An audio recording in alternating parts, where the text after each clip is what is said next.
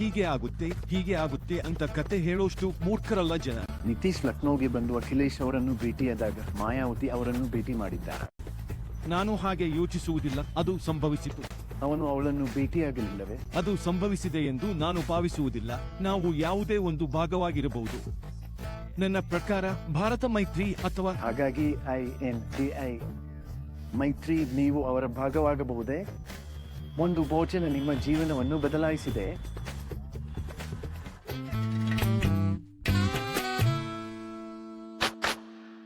ಆಕಾಶ್ ಆನಂದ್ ನಮ್ಮೊಂದಿಗೆ ಸೇರಿಕೊಂಡಿದ್ದಕ್ಕಾಗಿ ತುಂಬಾ ಧನ್ಯವಾದಗಳು.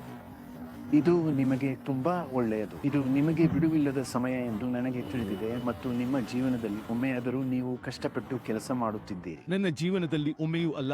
ನಾನು ಬಹಳ ಹಿಂದೆಯೇ ಕೆಲಸ ಮಾಡಲು ಪ್ರಾರಂಭಿಸಿದೆ. ಆದರೆ ನನ್ನನ್ನು ಹೊಂದಿದ್ದಕ್ಕಾಗಿ ಧನ್ಯವಾದಗಳು.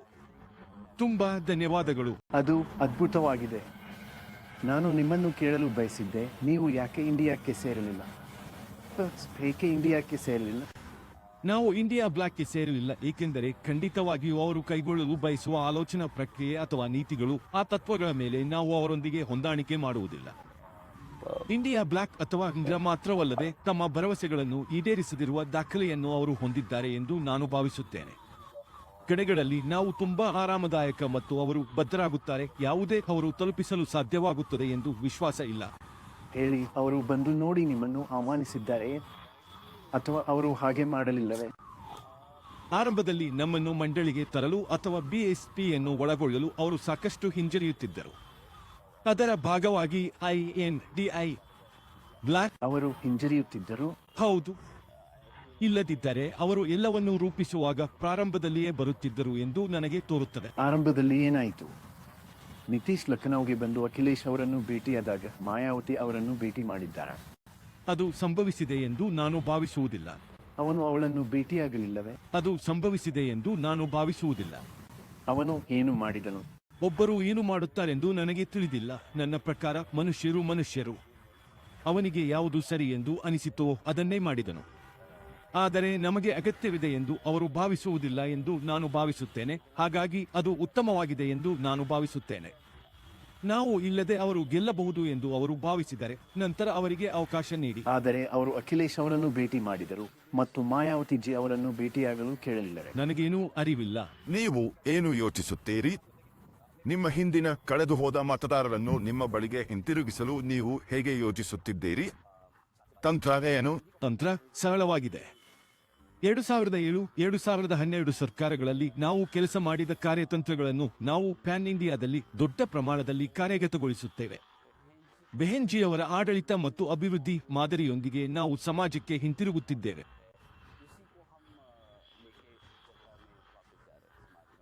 ಮತ್ತು ಕಳೆದ 10 ವರ್ಷಗಳಲ್ಲಿ ರಾಜಕೀಯ ಸನ್ನಿವೇಶವು ಬದಲಾಗಿದೆ ಎಂದು ನಾನು ಭಾವಿಸುತ್ತೇನೆ. ಎಲ್ಲ ಯುವ ಮತದಾರರು ಮತ್ತು ಪ್ರಬುದ್ಧ ಮತದಾರರು ಸಹ ಪ್ರಣಾಳಿಕೆಯು ಮಾರ್ಕೆಟಿಂಗ್ ಗಿಮಿಕ್ ಆಗಿ ಉಳಿದಿದೆ ಎಂದು ಅರಿತುಕೊಂಡಿದ್ದಾರೆ ಎಂದು ನಾನು ಭಾವಿಸುತ್ತೇನೆ. ನಾವು ಎಲ್ಲಿಯೂ ಅವುಗಳ ನೆಲದ ಅನುಷ್ಠಾನವನ್ನು ನೋಡುವುದಿಲ್ಲ. ಹಾಗಾಗಿ ಈ ಹಂತದಲ್ಲಿ ದೇಶ ಈ ಬಾರಿ ಮಾರುಕಟ್ಟೆಗೆ ಜನರಿಗೆ ಒಂದು ಟ್ರ್ಯಾಕ್ ರೆಕಾರ್ಡ್ನೊಂದಿಗೆ ಹೋಗುವುದು, ನಾವು ಆಡಳಿತ ನಡೆಸಲು ಉತ್ತಮ ಅರ್ಹರು ಎಂದು ಅವರಿಗೆ ಮನವರಿಕೆ ಮಾಡಲು ಸಾಕಾಗುತ್ತದೆ ಎಂದು ನಾನು ಭಾವಿಸುತ್ತೇನೆ. ಇಲ್ಲಿ ನಿಮ್ಮ ಪ್ರಮುಖ ವಿರೋಧ ಪಕ್ಷ ಯಾರು?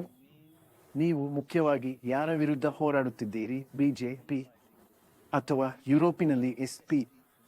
ನೀವು ಪ್ರಧಾನವಾಗಿ ಯುರೋಪ್ ಪಕ್ಷ. ಹಾಗಾದರೆ ನೀವು ಮುಖ್ಯವಾಗಿ ಯಾರ ವಿರುದ್ಧ ಹೋರಾಡುತ್ತಿದ್ದೀರಿ? ಆದ್ದರಿಂದ ನಾವು ಪ್ರಧಾನವಾಗಿ ಯುಪಿ. ಹೌದು, ಯುಪಿನಲ್ಲಿ ನಾವು ಸಾಕಷ್ಟು ಯಶಸ್ಸನ್ನು ಕಂಡಿದ್ದೇವೆ ಸಂಸದೀಯ ನಿಯಮಗಳ ಪ್ರಕಾರ.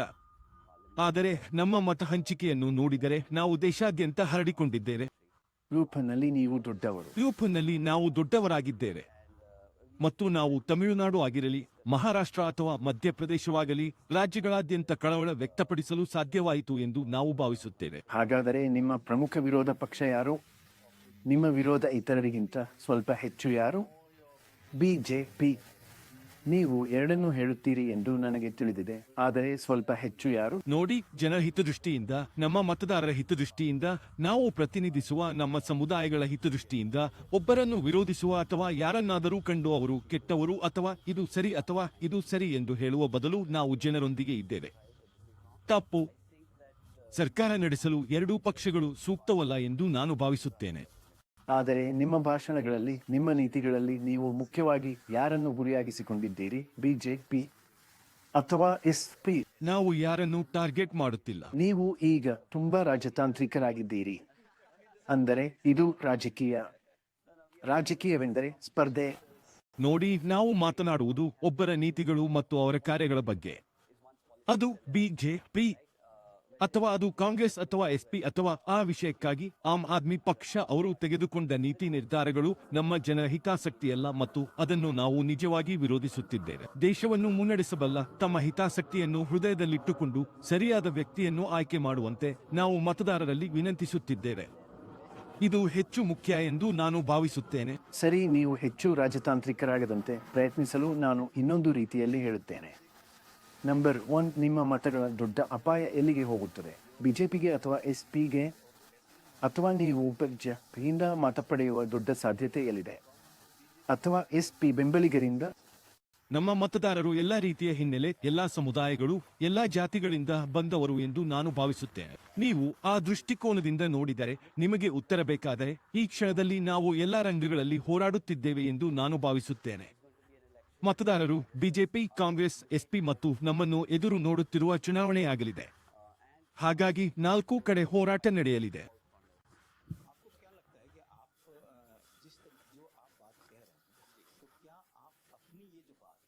ನಿಮ್ಮ ಅನಿಸಿಕೆ ಏನು? ನೀವು ಏನೇ ಹೇಳುತ್ತಿದ್ದರೂ ಹಿಂದೆ ನಿಮ್ಮ ಜೊತೆಗಿದ್ದ ಮತದಾರರಿಗೆ ನಿಮ್ಮ ಸಂದೇಶವನ್ನು ತಿಳಿಸಲು ನಿಮಗೆ ಸಾಧ್ಯವಾಗುತ್ತದೆ. ನೀವು ಏನು ಯೋಚಿಸುತ್ತೀರಿ? ಕಳೆದ 2.5-3 ವರ್ಷಗಳಿಂದ ಮೈದಾನದಲ್ಲಿ ನಡೆಯುತ್ತಿರುವ ಕಾರ್ಯವೈಖರಿ ನೋಡಿ. ಕಾರ್ಯಕರ್ತರ ಜೊತೆಗೆ ಅಲ್ಲಿ ಇಲ್ಲಿ ಅಲೆದಾಡಿದ ಮತದಾರರು ಕೂಡ ವಾಪಸ್ ಬರುತ್ತಾರೆ ಎಂಬ ಸಂಪೂರ್ಣ ವಿಶ್ವಾಸ ನಮಗಿದೆ. ನಮ್ಮ ಸಹೋದ್ಯೋಗಿಗಳೆಲ್ಲ ಸಮಾಜಕ್ಕೆ ಹೋಗಿ ಉಚಿತ ಪಡಿತರ ನೀಡುವ ಮೂಲಕ ಮೋದಿ ನಿಮಗೆ ಒಪ್ಪು ಕೊಟ್ಟಿದ್ದಾರೆ ಎಂದು ಯಾರಾದರೂ ಹೇಳಿದರೆ ಅವರ ಕೃಪೆಗೆ ಮರುಪಾವತಿ ಮಾಡುವ ಸಮಯ ಬಂದಿದೆ ಎಂದು ಜನರಿಗೆ ಬಹಳ ಸ್ಪಷ್ಟವಾಗಿ ಹೇಳಿದ್ದಾರೆ. ಬೆಹೆನ್ಜಿ ಅವರು ಈ ಬಾರಿ ವೇದಿಕೆಯಲ್ಲಿ ಬಹಳ ಸ್ಪಷ್ಟವಾಗಿ ಹೇಳಿದ್ದಾರೆ, ಇದು ಮೋದಿಯವರ ಒಪ್ಪಲ್ಲ. ನಿಮ್ಮ ಜೇಬಿನಿಂದ ನಿಮಗೆ ರೇಷನ್ ನೀಡಲು ನಿಮ್ಮ ತೆರಿಗೆದಾರರ ಹಣವನ್ನು ತೆಗೆಯಲಾಗುತ್ತಿದೆ ಎಂದು. ಈ ವಿಷಯಗಳು ಜನರೊಂದಿಗೆ ನೆಲದ ಮೇಲೆ ಚರ್ಚಿಸಲು ಮತ್ತು ಅವರಿಗೆ ವಿವರಿಸಲು ಹೆಚ್ಚು ಮುಖ್ಯವೆಂದು ನಾನು ಭಾವಿಸುತ್ತೇನೆ. ನಿಮ್ಮನ್ನು ಭಾವನಾತ್ಮಕವಾಗಿ ಗೊಂದಲಕ್ಕೀಡು ಮಾಡುವ ವಿಷಯಗಳು, ತಪ್ಪುದಾರಿಗೆಳೆಯುವ ವಿಷಯಗಳು, ಅದು ಧರ್ಮದ ಬಗ್ಗೆ, ಉಚಿತ ರೇಷನ್ ಅಥವಾ ಸಬ್ಸಿಡಿ ಹೆಸರಿನಲ್ಲಿ ಭಾವನಾತ್ಮಕವಾಗಿರಲಿ, ಈ ಎಲ್ಲಾ ವಿಷಯಗಳನ್ನು ನೆಲದ ಮೇಲೆ ಪರಿಹರಿಸಬೇಕು ಮತ್ತು ನಾವು ಈ ವಿಷಯಗಳ ಮೇಲಕ್ಕೆ ನಿಲ್ಲಬೇಕು. ಯಾರು ತಮ್ಮ ಯೋಗಕ್ಷೇಮದ ಬಗ್ಗೆ ಮಾತನಾಡುತ್ತಿದ್ದಾರೆ ಮತ್ತು ಅವರ ನಷ್ಟದ ಬಗ್ಗೆ ಮಾತನಾಡುತ್ತಿದ್ದಾರೆ ಎಂಬುದನ್ನು ಜನರು ಅರ್ಥ ಮಾಡಿಕೊಳ್ಳುತ್ತಾರೆ ಎಂಬ ಸಂಪೂರ್ಣ ವಿಶ್ವಾಸ ನಮಗಿದೆ. ಆದರೆ ಹೆಚ್ಚಿನ ಫಲಾನುಭವಿಗಳು ನಿಮ್ಮ ಮತದಾರರಾಗಿದ್ದರು. ಈಗ ಅವರೆಲ್ಲ ಅಲ್ಲಿಗೆ ಹೋಗಿದ್ದಾರೆ. ಆದ್ದರಿಂದ ನೀವು ಏನು ಹೇಳುತ್ತಿದ್ದೀರಿ? ನಾವು ವಿವರಿಸಲು ಪ್ರಯತ್ನಿಸುತ್ತಿದ್ದೇವೆ. ಅವರು ನೆಲದ ಮೇಲೆ ಅರ್ಥ ಮಾಡಿಕೊಳ್ಳುತ್ತಾರೆ ಎಂದು ನೀವು ಭಾವಿಸುತ್ತೀರಾ? ನೋಡಿ, ನಿನ್ನ ಜೇಬಿನಿಂದ 30% ತೆಗೆದಿಟ್ಟು ಆ 30ರಲ್ಲಿ 1,000 ರೂಪಾಯಿ ರೇಷನ್ ಕೊಟ್ಟು ನಾಳೆಯಿಂದ ನಿನ್ನ ಕೆಲಸ ಕಿತ್ತುಕೊಳ್ಳುತ್ತೇನೆ ಎಂದು ಹೇಳಿದರೆ ನಿಮಗೂ ಅರ್ಥವಾಗುತ್ತದೆ. ಉಚಿತ ಪಡಿತರ ಯೋಜನೆ ತೋರಿಸಿ ನನ್ನ ಕೆಲಸವನ್ನು ಕಿತ್ತುಕೊಳ್ಳುವ ಮೂಲಕ ನನ್ನನ್ನು ಮೂರ್ಖರನ್ನಾಗಿಸುತ್ತಿದ್ದಾರೆ. ಆದ್ದರಿಂದ ನಾವು ಹೆಚ್ಚು ವಿವರಿಸುವ ಅಗತ್ಯವಿಲ್ಲ. ಜನರು ಅರ್ಥ ಮಾಡಿಕೊಳ್ಳುತ್ತಾರೆ. ಅವರು ಬಹಳ ಸಂವೇದನಾಶೀಲ ಜನರು. ಹೀಗೆ ಆಗುತ್ತೆ, ಹೀಗಾಗುತ್ತದೆ ಎಂದು ಮತ್ತೆ ಕತೆ ಕಟ್ಟಿ ದಾರಿ ತಪ್ಪಿ ಹೋಗುವಷ್ಟು ಮೂರ್ಖರಲ್ಲ ನಮ್ಮ ಜನ. ಇದು ತುಂಬಾ ದೊಡ್ಡ ಸವಾಲು. ನಿಜವಾದ ಸವಾಲು ಏನು ಎಂದು ನೀವು ಯೋಚಿಸುತ್ತೀರಿ? ಅಂದರೆ ನಾವು ಸಮಸ್ಯೆಯ ನಿಜವಾದ ತಿರುಳನ್ನು ನೋಡಿದರೆ ಅದು ಏನು? ಅವರ ಯೋಜನೆಗಳು. ಮತದಾರರನ್ನು ಮರಳಿ ಕರೆತರಲು ನೀವು ಹೇಗೆ ಬಯಸುತ್ತೀರಿ? ನೋಡಿ, ಅವರನ್ನು ಮರಳಿ ತರಲು ವಿವರಿಸುವುದು ಸವಾಲು ಎಂದು ನಾನು ಭಾವಿಸುತ್ತೇನೆ. ನಮ್ಮ ಸಂದೇಶವನ್ನು ಎಲ್ಲರಿಗೂ ತಲುಪಿಸುವುದು ಒಂದು ಸವಾಲಾಗಿದೆ. ವಿವರಿಸುವುದು ಸವಾಲಲ್ಲ, ಅಥವಾ ಜನರಿಗೆ ಅರ್ಥವಾಗುವಂತೆ ಮಾಡುವುದು ಸವಾಲಲ್ಲ. ನಮ್ಮ ಮತದಾರರು ಪ್ರಜ್ಞಾವಂತರು. ಮೋದಿಜಿ ಬಗ್ಗೆ ಮಾತನಾಡಿದರೆ 2 ಕೋಟಿ ಉದ್ಯೋಗ ಕೊಡುತ್ತೇನೆ, ಉದ್ಯೋಗ ಸೃಷ್ಟಿಸುತ್ತೇನೆ, ಮೇಕ್ ಇನ್ ಇಂಡಿಯಾ ಆರಂಭಿಸುತ್ತೇನೆ ಎಂದು ಹೇಳುತ್ತಿದ್ದ ಕಾಲ ಒಂದಿತ್ತು. ಇವತ್ತು ರಾಮ ಮಂದಿರದ ಬಗ್ಗೆ ಜಗತ್ತಿನಾದ್ಯಂತ ಪ್ರಚಾರ ಮಾಡುತ್ತೇವೆ ಎನ್ನುವುದು ಮೋದಿಯವರ ಗ್ಯಾರಂಟಿ. ನಾವು ಉದ್ಯೋಗ ಹಣದುಬ್ಬರವನ್ನು ಕಡಿಮೆ ಮಾಡುವ ಬಗ್ಗೆ ಮಾತನಾಡುತ್ತಿದ್ದೆವು ಮತ್ತು ಈಗ ನೀವು ಧರ್ಮದ ಬಗ್ಗೆ ಮಾತನಾಡುತ್ತಿದ್ದೀರಿ. ಪ್ರಜಾಪ್ರಭುತ್ವವಿದೆ ಮತ್ತು ಈ ಭಾರತವು ಧರ್ಮಕ್ಕೆ ಸಂಬಂಧಿಸಿದೆ. ಇದು ಕೇವಲ ಒಂದು ಧರ್ಮಕ್ಕೆ ಸಂಬಂಧಿಸಿದ್ದಲ್ಲ. ಅಲ್ಪಸಂಖ್ಯಾತ ಗುಂಪುಗಳು ಮತ್ತು ಅಲ್ಪಸಂಖ್ಯಾತ ಧರ್ಮ ಗುಂಪುಗಳು ಹಿಂದೂಗಳಿಗೆ ಸಮಾನವಾದ ಹಕ್ಕುಗಳನ್ನು ಹೊಂದಿವೆ. ಹಾಗಾಗಿ ಅದಕ್ಕೆ ಆದ್ಯತೆ ನೀಡುವುದು ತಪ್ಪು ಆಡಳಿತ ಎಂದು ನಾನು ಭಾವಿಸುತ್ತೇನೆ. ಮತ್ತು ಅವರು ಈ ಬಾರಿ ತಂದಿರುವ ಪ್ರಣಾಳಿಕೆಯು ಅವರು ಭಾರತವನ್ನು ಯಾವ ದಿಕ್ಕಿನಲ್ಲಿ ಕೊಂಡೊಯ್ಯಲು ಬಯಸುತ್ತಾರೆ ಎಂಬುದನ್ನು ತೋರಿಸುತ್ತದೆ. ಮತ್ತು ನಮ್ಮ ಮತದಾರರು ಅದಕ್ಕೆ ಸಿದ್ಧರಿಲ್ಲ. ಪ್ರಾಮಾಣಿಕವಾಗಿ ಹೇಳಿ, ನಿಮ್ಮ ಗುರಿ 2024 ಲೋಕಸಭೆ ಚುನಾವಣೆ. ಅಥವಾ 2027 ವಿಧಾನಸಭಾ ಚುನಾವಣೆಯ ಆದ್ದರಿಂದ ನಾವು ಎರಡನ್ನೂ ಗುರಿಯಾಗಿಸಿಕೊಂಡಿದ್ದೇವೆ. ನೀವು ತುಂಬಾ ರಾಜತಾಂತ್ರಿಕರು, ಎಲ್ಲವೂ ಸಮಾನವಾಗಿರುತ್ತದೆ. ಎಲ್ಲವೂ ಸಮಾನವಾಗಿರುತ್ತದೆ ಏಕೆಂದರೆ ಎಲ್ಲರೂ ಹೇಳುತ್ತಿದ್ದಾರೆ. ಸ್ವಲ್ಪ ಮಟ್ಟಿಗೆ ನೀವು ಇನ್ನೂ 2027 ಗುರಿಯನ್ನು ಹೊಂದಿದ್ದೀರಾ. ಆದ್ದರಿಂದ ನಾವು 2024 ಗುರಿಯನ್ನು ಹೊಂದಿದ್ದೇವೆ. ನಾವು ನೆಲಕ್ಕೆ ಹಾಕಿರುವ ಅಭ್ಯರ್ಥಿಗಳನ್ನು ನೀವು ನೋಡಿದ್ದೀರಿ ಅಲ್ಲವೇ? ಅವರೆಲ್ಲರೂ ಪೂರ್ಣ ಬಲದಿಂದ ಹೋರಾಡುತ್ತಿದ್ದಾರೆ. ಅವರು ಕ್ಷೇತ್ರದಲ್ಲಿದ್ದಾರೆ ಮತ್ತು ಮೊದಲ ಹಂತದ ಮತದಾನದ ನಂತರ ಮುಂದಿನ 6 ಹಂತದ ಮತದಾನದಲ್ಲೂ ನಾವು ಸ್ವಲ್ಪ ಸಕಾರಾತ್ಮಕ ಪರಿಣಾಮವನ್ನು ನೋಡುತ್ತೇವೆ ಎಂದು ನಾನು ಭಾವಿಸುತ್ತೇನೆ. ನಮಗೆ 2024 ಹಾಗೂ 2027 ದೊಡ್ಡ ಆದ್ಯತೆ. ಆದ್ದರಿಂದ ನಾವು ತಯಾರಿ ನಡೆಸುತ್ತಿದ್ದೇವೆ. ನಾವು 2027 ಅಡಿಪಾಯವನ್ನು ರಚಿಸುತ್ತಿದ್ದೇವೆ. ಆದರೆ ಇದು ನಮಗೆ ಘನ ಚುನಾವಣೆಯಾಗಿದೆ. 2027ಕ್ಕೆ ಯಾರೊಂದಿಗಾದರೂ ಮೈತ್ರಿ ಮಾಡಿಕೊಳ್ಳುತ್ತೀರಾ? ಇಲ್ಲ, ಸದ್ಯಕ್ಕೆ ಇಲ್ಲ. ಆ ಮೇಡಮ್ ನಿರ್ಧಾರ ತೆಗೆದುಕೊಳ್ಳಬೇಕು. ಬೆಹೆನ್ಜಿ ಅವರು ಇದೀಗ 2027 ಬಗ್ಗೆ ನಿರ್ಧಾರ ತೆಗೆದುಕೊಂಡಿಲ್ಲ. ಯಾವುದೇ ನಿರ್ಧಾರವನ್ನು ತೆಗೆದುಕೊಂಡಿಲ್ಲ. ಆದ್ದರಿಂದ ಮಿತ್ರ ಪಕ್ಷ ಇರಬಹುದು ಅಥವಾ ಇಲ್ಲದಿರಬಹುದು. ಆದ್ದರಿಂದ ಸಿದ್ಧಾಂತದಲ್ಲಿನ ಒಂದು ಸಮಸ್ಯೆಯು ಸಾಪೇಕ್ಷ ಅಭಾವದ ಸಿದ್ಧಾಂತ ಎಂದು ಕರೆಯಲ್ಪಡುತ್ತದೆ. ಇದರ ಅರ್ಥವೇನೆಂದರೆ, ದಲಿತರಲ್ಲಿ ಹೇಳುವುದಾದರೆ, ನೀವು ಜಾತಿಯ ವಿವಿಧ ಪದರಗಳನ್ನು ಹೊಂದಿದ್ದೀರಿ. ಜನರು ಉನ್ನತ ಜಾತಿಯ ವಿರುದ್ಧ ಇರುವುದಕ್ಕಿಂತ ಅವರ ಮೇಲಿನ ಜಾತಿಯನ್ನು ಹೆಚ್ಚು ವಿರೋಧಿ, ಏಕೆಂದರೆ ಅವರು ಮೇಲ್ಜಾತಿಗಳೊಂದಿಗೆ ಅಷ್ಟೊಂದು ಸಂಪರ್ಕವನ್ನು ಹೊಂದಿಲ್ಲ. ಆದರೆ ತಕ್ಷಣದ ಉನ್ನತ ಜಾತಿಯೊಂದಿಗೆ ಅವರಿಗೆ ನಿರಂತರ ಸಮಸ್ಯೆಗಳಿವೆ. ಹಾಗಾದರೆ ದಲಿತರೊಳಗೆ ನಿಮಗೆ ಆ ಸಮಸ್ಯೆ ಇದೆ. ಒಂದು ರೀತಿಯ ದಲಿತರು ತಮ್ಮ ಮೇಲಿನ ಜಾತಿಯನ್ನು ತಕ್ಷಣ ಇಷ್ಟಪಡುವುದಿಲ್ಲ, ಅವರು ಮೇಲಿನದನ್ನು ಇಷ್ಟಪಡುವುದಿಲ್ಲ. ಸಾಪೇಕ್ಷ ಅಭಾವ. ಹಾಗಾಗಿ ಕಳೆದ 4-5 ವರ್ಷಗಳಲ್ಲಿ ನಾನು ದೇಶಾದ್ಯಂತ ಸಮಯ ಕಳೆಯುತ್ತಿದ್ದೇನೆ. ನಾವು ಇದನ್ನು ಸವಾಲಾಗಿ ನೋಡಿಲ್ಲ. ನನ್ನ ಪ್ರಕಾರ ನಾವು ಇದನ್ನು ಅರಿತುಕೊಂಡಿದ್ದೇವೆ. ಗಿಂತ ಮೊದಲು ಇದು ದೊಡ್ಡ ಕಾಳಜಿಯಾಗಿತ್ತು. ಆದರೆ ಕಾಲ ಬದಲಾದಂತೆ ಇದು ಒಂದು ನಿರ್ದಿಷ್ಟ ಜಾತಿಗೆ ಸಂಬಂಧಿಸಿದ್ದಲ್ಲ, ಒಂದು ನಿರ್ದಿಷ್ಟ ಸಮುದಾಯಕ್ಕೆ ಸಂಬಂಧಿಸಿದ್ದಲ್ಲ ಎಂದು ಅವರು ನೋಡಿದ್ದಾರೆ. ಎಸ್ಸಿಗಳು, ಎಸ್ಟಿಗಳು, ಒಬಿಸಿಗಳು ಮತ್ತು ಇತರ ಅಲ್ಪಸಂಖ್ಯಾತ ಗುಂಪುಗಳು ಒಗ್ಗೂಡಿದರೆ ಅವರು ತಮ್ಮಿಂದ ಮತ್ತು ಪರಸ್ಪರ ಲಾಭ ಪಡೆಯಬಹುದು. ಹಾಗಾಗಿ 2007ರಿಂದ 2012 ಸರ್ಕಾರವನ್ನು ನೋಡಿದ ನಂತರ ಸಮುದಾಯವು ಇದನ್ನು ಅರಿತುಕೊಂಡಿದೆ ಎಂದು ನಾನು ಭಾವಿಸುತ್ತೇನೆ. ನನ್ನ ಪ್ರಕಾರ ನಾವು ಈಗ ಇರುವ ಉದ್ಯಾನವನವು ಸಮುದಾಯಗಳು ಒಗ್ಗೂಡಿದರೆ ಅವರು ಧ್ವನಿ ನೀಡಬಹುದು, ತಮ್ಮ ನಾಯಕರಿಗೆ ಮತ್ತು ಅವರ ಗುರುಗಳಿಗೆ ಪ್ರಾತಿನಿಧ್ಯವನ್ನು ರಚಿಸಬಹುದು ಎಂಬುದಕ್ಕೆ ಸಾಕ್ಷಿಯಾಗಿದೆ. ಆದರೆ ನಿಮ್ಮ ಮತದ ಶೇಕಡಾವಾರು ಕ್ರಮೇಣ ಕಡಿಮೆಯಾಗಿದೆ. ಸರಿ, ಮತದಾರರು ಕಡಿಮೆಯಾದರು ಮತ್ತು ಮತಗಳು ಕಡಿಮೆಯಾದವು ಮತ್ತು ಈಗ ಶೇಕಡಾವಾರು ಕೇವಲ 13%ದಷ್ಟಿದೆ. ಆದರೆ ಅದು ಮೊದಲು 22ರಿಂದ 23% ಇತ್ತು. ನೀವು ಸಮಾಜವಾದಿ ಪಕ್ಷದೊಂದಿಗಿನ ಮೈತ್ರಿಯ ಸಮಯದಲ್ಲಿ ಈ ಬಾರಿ ನಿಮ್ಮೊಂದಿಗೆ ಬೇರೆ ಯಾವುದೇ ಪಕ್ಷವಿಲ್ಲ ಎಂದು ಪರಿಗಣಿಸಿದರೆ ನೀವು ಮತ್ತೆ ಅದೇ ಸ್ಥಾನಕ್ಕೆ ಮರಳಬಹುದು ಎಂದು ನೀವು ಭಾವಿಸುತ್ತೀರಾ?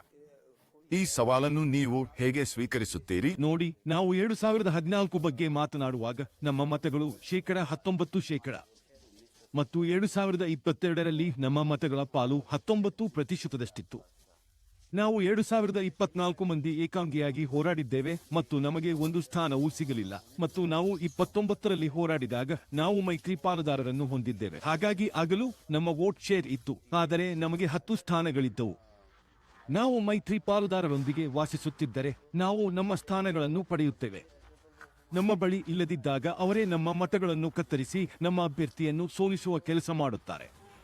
ಹಾಗಾದರೆ ಒಂಟಿಯಾಗಿ ಹೋರಾಡುತ್ತೀರಾ ಅಥವಾ ಯಾರೊಂದಿಗಾದರೂ ಜಗಳವಾಡುತ್ತೀರಾ ಎಂದು ಜನರು ಕೇಳುತ್ತಾರೆ ಮತ್ತು ನೀವು ಒಬ್ಬಂಟಿಯಾಗಿ ಹೋರಾಡಿದರೆ ಬೇರೆಯವರ ಮತವನ್ನು ಕತ್ತರಿಸುತ್ತೀರಾ? ಇದು ವಾಸ್ತವವಾಗಿ ಹಿಮ್ಮುಖವಾಗಿದೆ ಎಂದು ನಾನು ಭಾವಿಸುತ್ತೇನೆ. ಅದು ಬೇರೆ ರೀತಿಯಲ್ಲಿ ಕಾರ್ಯನಿರ್ವಹಿಸುತ್ತದೆ.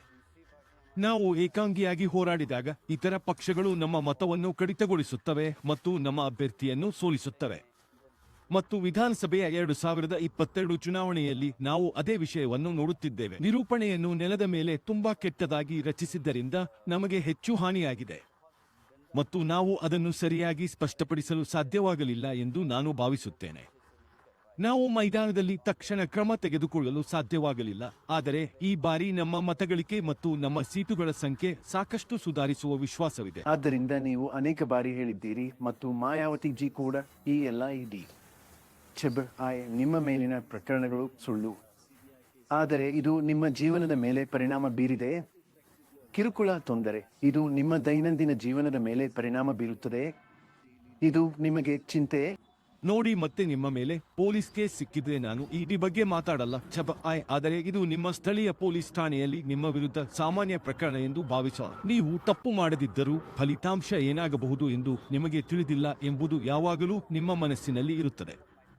ಹಾಗಾಗಿ ನಿಮ್ಮ ಮನಸ್ಸಿನ ಹಿಂಭಾಗದಲ್ಲಿ ನಿರಂತರವಾಗಿ ಸ್ವಲ್ಪ ಅಸ್ವಸ್ಥತೆ ಅಥವಾ ಸ್ವಲ್ಪ ಚಿಂತೆಯನ್ನು ಅನುಭವಿಸುವುದು ಬಹಳ ಮಾನವ ವಿಷಯ ಎಂದು ನಾನು ಭಾವಿಸುತ್ತೇನೆ. ಆದರೆ ನಾವು ನಿರೀಕ್ಷಿಸಿದಂತೆ ನಮ್ಮ ಕೆಲಸಗಳನ್ನು ಮಾಡುವುದರಿಂದ ಅದು ನಮ್ಮನ್ನು ತಡೆಯುವುದಿಲ್ಲ. ಏಕೆಂದರೆ ಅದು ನಿಮ್ಮನ್ನು ನಿಲ್ಲಿಸಿದರೆ ಅವರು ಗೆದ್ದಿದ್ದಾರೆ. ಹೌದು, ಹಾಗಾಗಿ ಅದು ಸಂಭವಿಸಿಲ್ಲ. ನನಗೆ ಹಾಗನಿಸುವುದಿಲ್ಲ. ರ್ಯಾಲಿಗಳನ್ನು ಉದ್ದೇಶಿಸಿ ಬೆಹೆನ್ಜಿ ಅವರ ಇತ್ತೀಚಿನ ಭಾಷಣಗಳನ್ನು ನೀವು ಕೇಳಿದ್ದರೆ, ಪ್ರಸ್ತುತ ಸರ್ಕಾರ ಮತ್ತು ಇಬ್ಬರು ನಾಯಕರು ಕಾರ್ಯಕ್ರಮವನ್ನು ನಡೆಸುವುದರಲ್ಲಿ ತಪ್ಪೇನಿದೆ ಎಂಬುದನ್ನು ನಿಖರವಾಗಿ ತೋರಿಸಲು ಅವರು ಹೊರಟಿದ್ದಾರೆ. ಮಾಯಾವತಿ ಅವರೊಂದಿಗಿನ ನಿಮ್ಮ ಸಂಬಂಧದ ಬಗ್ಗೆ ನಮಗೆ ಸ್ವಲ್ಪ ಹೇಳಿ. ನೀವು ಆಗಾಗ್ಗೆ ಅವಳನ್ನು ಭೇಟಿಯಾಗುತ್ತೀರಾ? ನೀವು ಅವಳಿಂದ ಕಲಿಯುತ್ತೀರಾ? ನಾವು ಕಲಿಯುತ್ತಲೇ ಇದ್ದೇವೆ. ಮೊದಲನೆಯದಾಗಿ, ನಿಮ್ಮನ್ನು ಹೇಗೆ ಆಯ್ಕೆ ಮಾಡಲಾಗಿದೆ? ಆದ್ದರಿಂದ ವಾಸ್ತವವಾಗಿ ಇದು ಯೋಜಿಸಲಾದ ಯಾವುದೋ ಅಥವಾ ಕುಟುಂಬಕ್ಕೆ ಆದರ್ಶಪ್ರಾಯವಾದ ಯಾವುದೋ ಅಲ್ಲ. ಮೇಡಮ್ ಅವರು ಸಾರ್ವಜನಿಕವಾಗಿ ಬಹಳ ಸ್ಪಷ್ಟವಾಗಿ ಹೇಳಿದ್ದರು, ಮತ್ತು ನಾವು ಕುಟುಂಬದಲ್ಲಿ ಆಂತರಿಕವಾಗಿಯೂ ರಾಜಕೀಯ ಕ್ಷೇತ್ರದಲ್ಲಿ ಯಾರೂ ಭಾಗವಹಿಸುವುದಿಲ್ಲ ಎಂದು ಸ್ಪಷ್ಟಪಡಿಸಿದ್ದೇವೆ.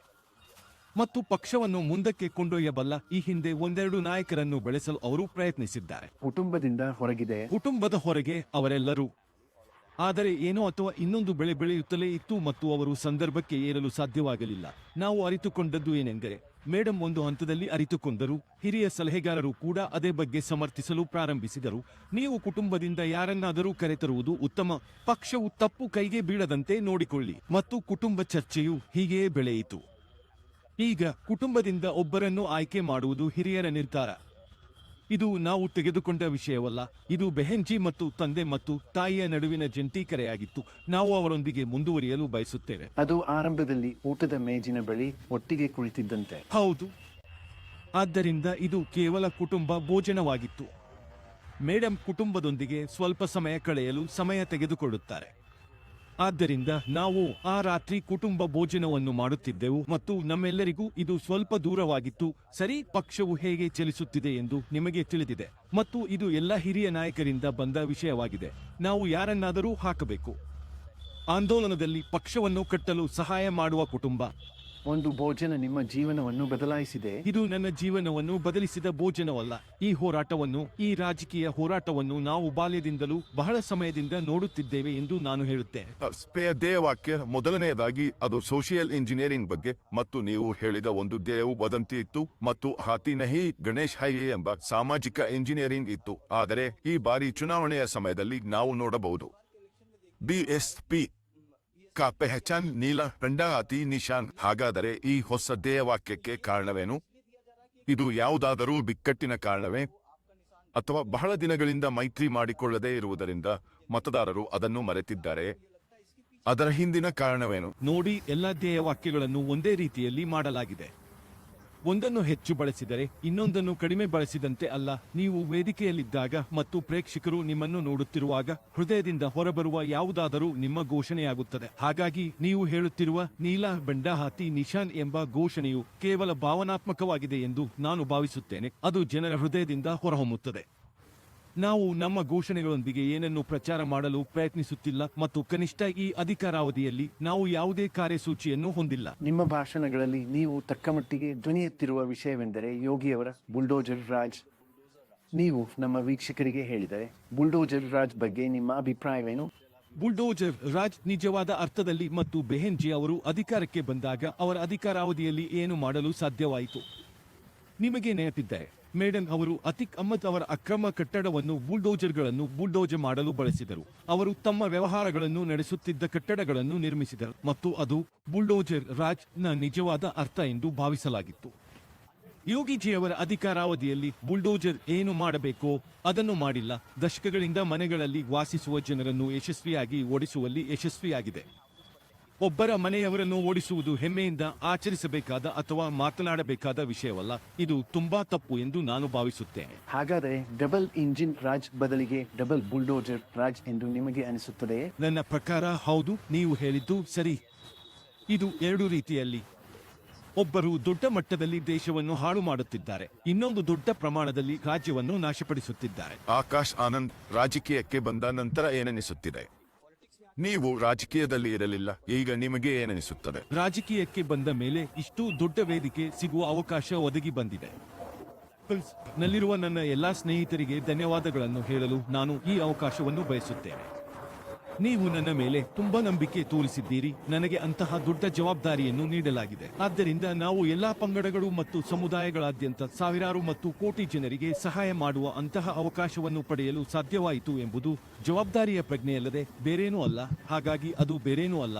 ಜನರ ಪ್ರೀತಿಯನ್ನು ನಾನು ಒತ್ತಡದಿಂದ ತೂಗುವುದಿಲ್ಲ ಎಂದು ನಾನು ಭಾವಿಸುತ್ತೇನೆ. 5 ರಿಂದ 10 ವರ್ಷಗಳ ಮುಂದೆ ನೋಡುತ್ತಿರುವಾಗ ನೀವು ಯುವಕರಾಗಿರುವುದರಿಂದ ನೀವು ಸಂಪೂರ್ಣವಾಗಿ ದಲಿತ ಪಕ್ಷವಾಗಿ ಉಳಿಯಲಿದ್ದೀರಾ ಅಥವಾ ನಿಮ್ಮ ನೆಲೆಯನ್ನು ವಿಸ್ತರಿಸಲು ಬಯಸುವಿರಾ? ನಾವು ದಲಿತರ ಸಹಭಾಗಿತ್ವದ ಪಕ್ಷವಲ್ಲ. ನಾವು ಎಲ್ಲಾ ಅಲ್ಪಸಂಖ್ಯಾತ ಗುಂಪುಗಳನ್ನು ಪ್ರತಿನಿಧಿಸುತ್ತೇವೆ. ಅದು ನಾಗರಿಕ ಬುಡಕಟ್ಟುಗಳಾಗಿರಲಿ, ನಾವು ಒಬಿಚ್ ಸಮುದಾಯ ಕೂಡ. ನಾವು ಎಲ್ಲಾ ಸೆಟ್ಗಳಲ್ಲಿ ಉತ್ತಮ ನಾಯಕರನ್ನು ಹೊಂದಿದ್ದೇವೆ. ಆದ್ದರಿಂದ ನೀವು ವಿಶಾಲವಾದ ನೆಲೆಯನ್ನು ಹೊಂದಲು ಬಯಸುತ್ತೀರಿ ಅಲ್ಲವೇ? ಹೌದು, ಹೌದು. ದಲಿತರಷ್ಟೇ ಅಲ್ಲವೇ? ದಲಿತರಷ್ಟೇ ಅಲ್ಲ. ಆದರೆ ಅವು ಪ್ರಾಥಮಿಕ ಅಡಿಪಾಯವೇ? ನೋಡಿ, ಪ್ರತಿಯೊಂದು ರಾಜಕೀಯ ಪಕ್ಷಕ್ಕೂ ಒಂದು ಕೋರ್ ವೋಟ್ ಬೇಸ್ ಇದೆ. ನಾನು ನಂಬುತ್ತೇನೆ ಮತ್ತು ನಾನು ಭಾವಿಸುತ್ತೇನೆ ನಾವು ನಿರ್ದಿಷ್ಟ ಜಾತಿಯಿಂದ ಬಂದವರು. ಆ ಜಾತಿಯ ಜನರು ತಮ್ಮದೇ ಆದ ಯಾರನ್ನಾದರೂ ರಾಷ್ಟ್ರೀಯ ಪಕ್ಷವನ್ನು ಮುನ್ನಡೆಸುವ ಕಡೆಗೆ ಹೆಚ್ಚು ಒಲವು ತೋರುತ್ತಾರೆ. ಅದು ಏನು ಎಂದು ನಾನು ಭಾವಿಸುತ್ತೇನೆ. ನೀವು ವೇದಿಕೆಯಲ್ಲಿ ಭಾಷಣ ಮಾಡುವುದನ್ನು ನಾವು ನೋಡಿದಾಗ ನೀವು ತುಂಬಾ ಬಲವಾಗಿ ಮಾತನಾಡುತ್ತೀರಿ ಮತ್ತು ತುಂಬಾ ಆಕ್ರಮಣಕಾರಿಯಾಗಿ ಕಾಣುತ್ತೀರಿ. ನೀವು ಆಕ್ರಮಣಕಾರಿಯಾಗಿಲ್ಲದಿದ್ದರೆ ನೀವು ಹೇಳುವುದನ್ನು ಜನರು ಅರ್ಥ ಮಾಡಿಕೊಳ್ಳಲು ಸಾಧ್ಯವಾಗುವುದಿಲ್ಲ ಎಂದು ನೀವು ಭಾವಿಸುತ್ತೀರಾ? ಮತದಾರರ ಮುಂದೆ ಹಲವು ತಡೆಗೋಡೆಗಳಿವೆ. ಅವರಿಗೆ ಸಂದೇಶವನ್ನು ತಲುಪಿಸಲು ನಿಮಗೆ ಹೆಚ್ಚಿನ ಬಲದ ಅಗತ್ಯವಿದೆಯೇ? ಅವರಿಗೆ ಸಂದೇಶವನ್ನು ತಲುಪಿಸಲು ನನಗೆ ಬಲವಂತದ ಅಗತ್ಯವಿಲ್ಲ.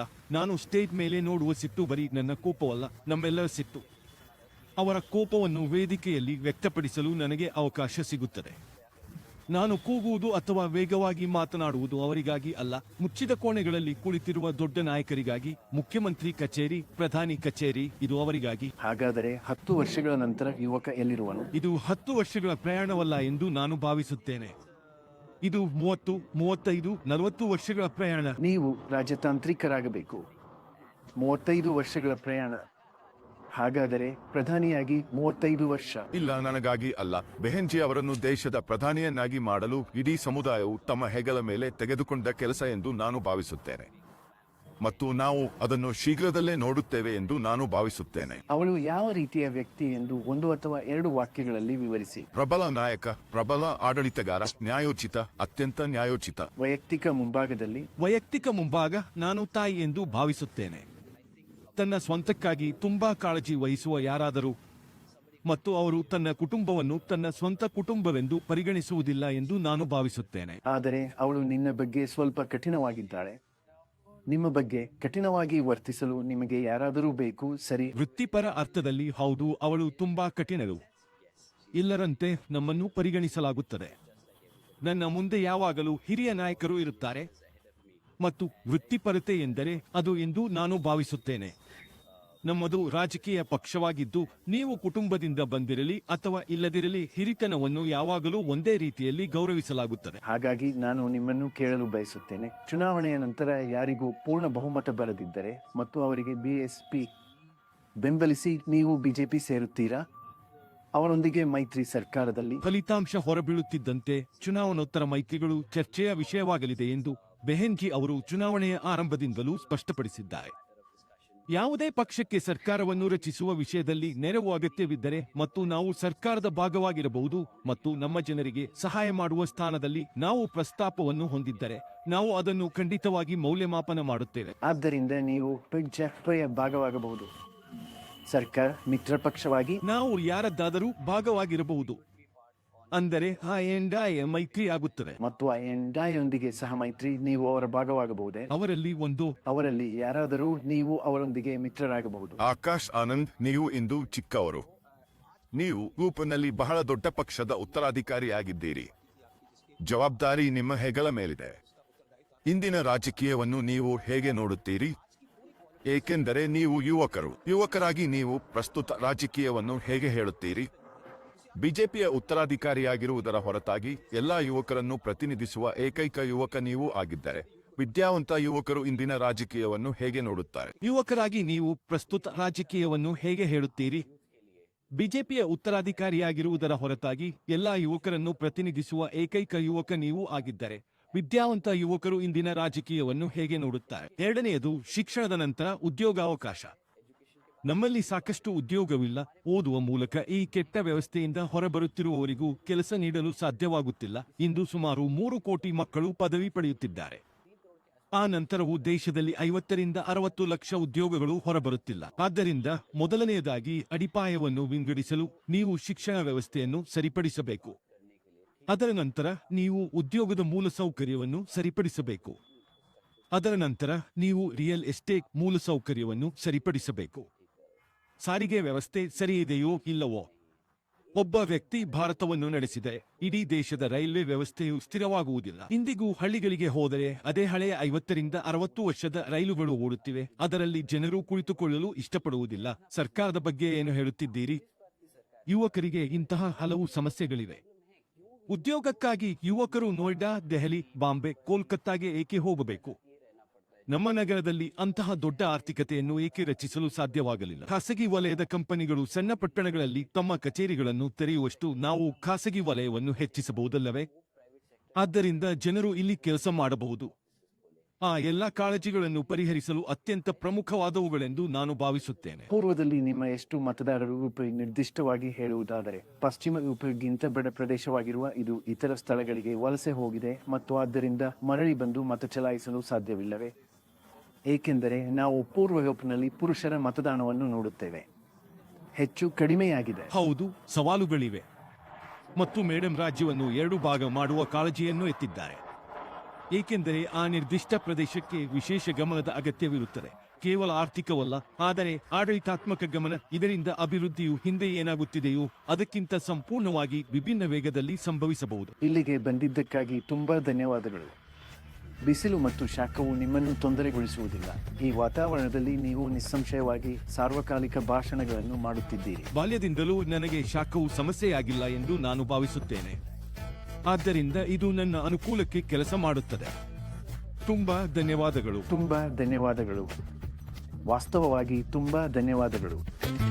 ನಾನು ಅದನ್ನು ಪ್ರಶಂಸಿಸುತ್ತೇನೆ.